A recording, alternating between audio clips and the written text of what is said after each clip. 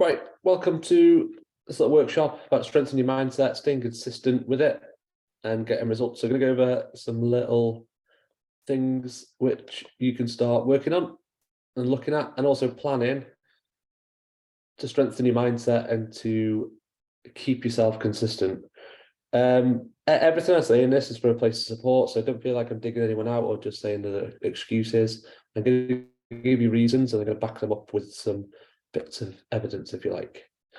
Okay, so on here I've listed things that come up when people want to start something or find they can't do something. And in this next 10 minutes, I'm going to try and give you reasons why you can do something or how to view it a little bit differently to keep you going. Because what I don't want you to take from this or think is that you've got to keep going at 100 miles an hour all the time, and that having a day off is weak or it's not productive, and everyone else is 100% motivated all the time, so you should be as well, because that's not the case at all. It's just to be a bit more aware of things, and it'll help you out in the long term. So I've listed things here. These are reasons why people would normally stop, not start, or just give up on things. Having lots on, being super busy, kids' activities, work is manic, not in the right frame of mind right now, I just can't do it. I've got things coming up. Like, there's no clear pathway for me. I haven't got the next 7 days are too busy where there's things on, and I haven't got another 7 days where there's nothing on for a couple of weeks. I'll wait for things to clear up, like the one above. Next week will be better, and then we get to next week. Next week will be better, and then we get to next week. And then other circumstances out of our control, like blaming the weather and the timings and dark mornings and things like that. So these are all valid points, and that's the important thing. They're not things that I'd qualify as a reason why you can't do something. There's always something you can do. It's just about saying this bit and then stopping and then looking at what you can do. So these are reasons why you can't do everything right now, but then on the other side, we can build out a list of things we can do right now. So work is manic. Okay, what can we do about that? Instead of doing 7 2-hour workouts, can we get 1 30-minute workout in? Not in the right frame of mind right now. Okay, can we think of some reasons and things that you could start doing right now that could help change your frame of mind and put you in a better place? I've got things coming up, no clear run. There's never going to be really a clear run. What can you do while you've got things coming up that would make you feel good?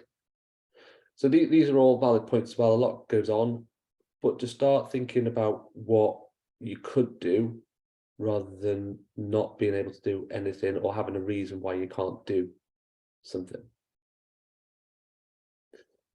So the next bit is about having a target and just knowing where you're generally heading.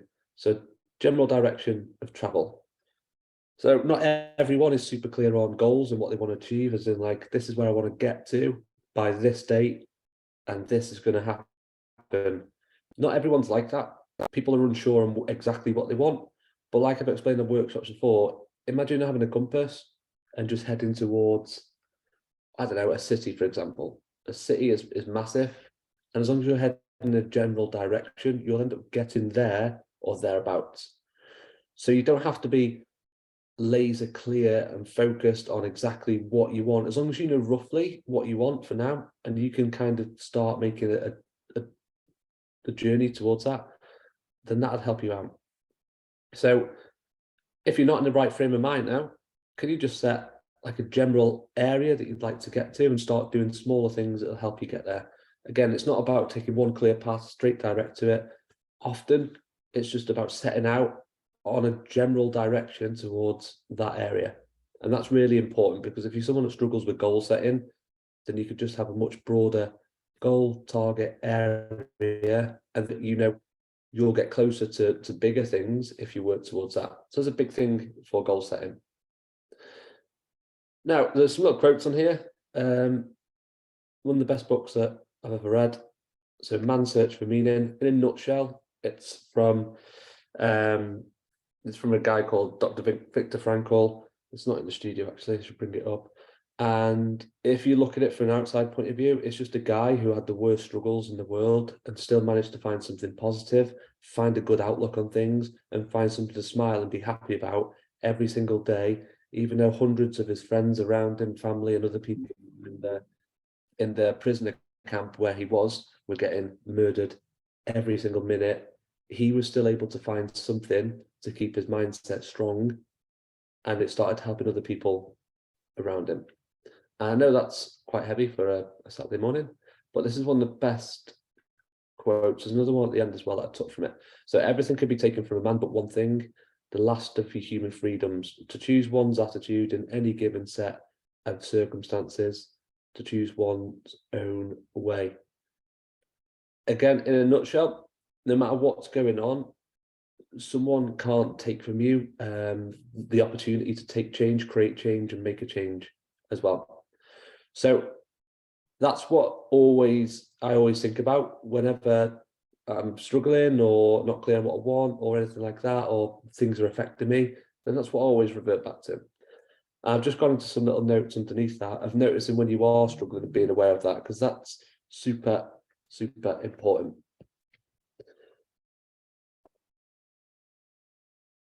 Right. So you should be able to see this whiteboard now. And this is what I explain to people as well. When you start on the journey, let's put the pen on it, that'll help. We start off here and we're normally either just getting into a good space or we're not in a good space and we're ready to make change. So what happens is we start making progress really, really quickly, because all of a sudden we're working out and we get instant results because we've got loads and loads of energy, we're feeling better, we're eating better, we're moving more, we're doing more. That doesn't continue forever.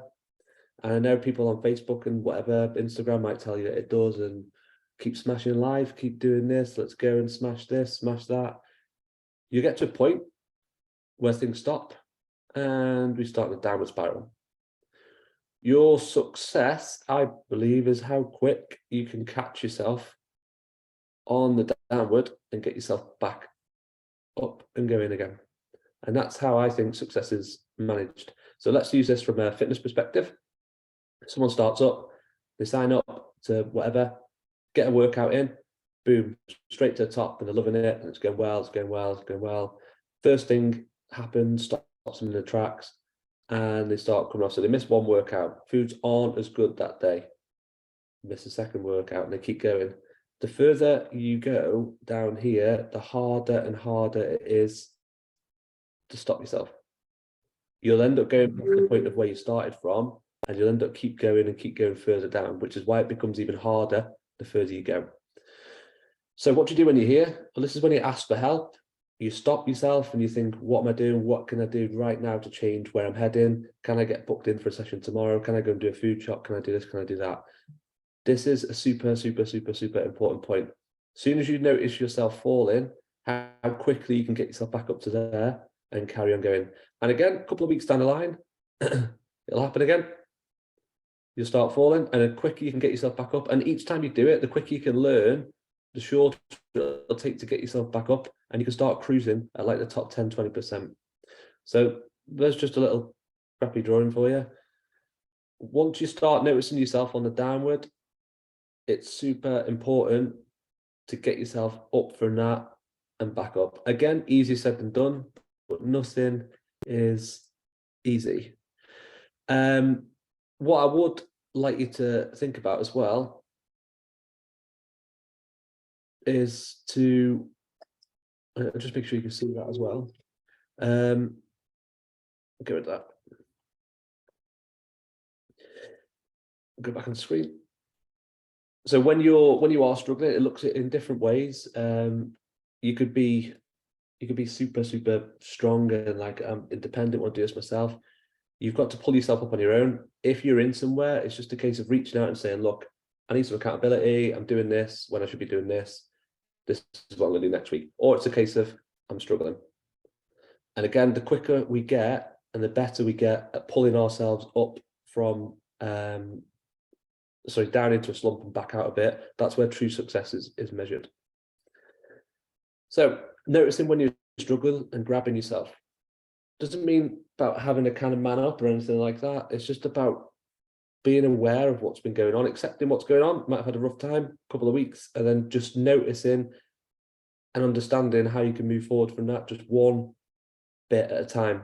It's literally one step. So if you're doing everything, hundreds of things, and then you drop down, try and do 100 things again, it's just going to drop you back down again. So choose one thing at that minute that's going to, what's called, move the needle forward the most. So what can I do right now that's going to make me feel better, make me feel a bit more positive, and start moving the needle forward to get more results? It could be something daft as like, I'm going to go for a 10-minute stroll. This next bit as well. So taking time out when needed, a good rest gives you just as much as when you do a good task or get something done. So imagine all of this is going on and you're trying to battle everything. It's not going to last for long. And then as soon as you stop, you feel guilty because you've stopped, but all this still carries on and you just find yourself not being able to do anything. When you take a rest day or take time out for you, when it's needed, and when you do it not because it's out of laziness or you can't be bothered, when it's needed, you'll get just as much from it as a good workout, a good day of foods, or a good task completed. Right, then we're coming to the end of the workshop this morning. Key point is slowing down. So I've even spaced out the letters. Slowing down. Don't fill your plate if you can't eat. So don't start piling things up and up and up and setting massive expectations, which people are really good at when we get started. We get hooked into like the excitement of it. Right, I'm going to start doing this.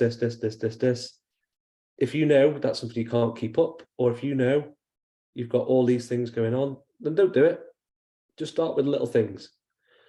A lot of that's going to come down to your awareness and letting yourself know that things not necessarily going to be slower, but you're in this for longer term and you're going to do this progressively, and it's going to be nice and easy, just ticking over rather than doing 10,000 things at once. So don't try and fill your plate up to impress other people, to challenge yourself loads. Decide what you can get done and be honest with yourself. Be happy with that and then make sure that is getting done. If it's easy and you think you can pick it up, then that's the point when you can start changing things around. Don't fill your plate if you can't eat. Slow things down, especially when you feel yourself on the downward. That's when you need to really slow down and just look at the next thing you can do to start getting some results. So the next little quote from the book, the last one: when we're no longer able to change a situation, we are challenged to change ourselves. And that goes back to the point at the top, circumstances out of our control. So if things are happening that we can't change, that are taking up a lot of our energy and a lot of our focus, then that's where it becomes a challenge to ourselves. We're invited to challenge ourselves to do more or to do something different.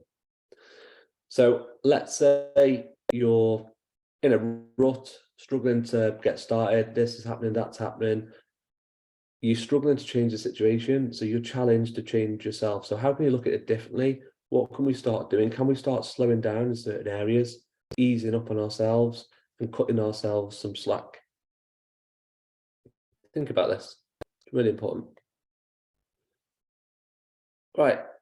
So how do you have a strong mindset that's absolutely on it all the time, focused? Again, like the phrase of smashing things, smashing that. You can't really, and no one's 100% motivated all the time. The difference is how quick people can go from being on the downward spiral to getting back up. 4 key things to accept and to know: setting a direction of where you want to head to, even if it's not exact, just roughly. Having a reason why you need to get there, because that's important. And when things become rough, like Viktor Frankl says in his book, when things are getting rough, having a reason why to keep you going is massively important. Next one is expecting tough times to happen. There'll always be things going on, again, to challenge you, and that's when you've got to change yourself. So expect tough times. And the last one is to look after yourself. So just prioritize yourself. When you need to slow down, slow down. When you're good to go and you can start speeding things up, do that. But look after yourself first. Doesn't mean stopping. It means to look after yourself. So 4 key things to having a mindset where you can keep looking forward and keep moving forward. Exercise for you to do is to answer these questions. Set a direction of where you want to get to roughly, unless you know exactly what it is. Having a reason why that's important to you. Expecting there'll be challenges along the way, and what you can do to look after yourself at certain points. You'll find points where you're feeling low, and that's the point where you need to just say, you know what, it's been a long couple of weeks. I'm just going to take the week off. I'm going to go and do this for me. I'm going to relax. Really important to maintaining consistency and keeping going. That's the end of the workshop notes I've got. If you have any questions or anything, just send them over, drop them in on the groups, and just ask me. I hope that was useful. But I'm gonna have to jump now. So any questions, let me know.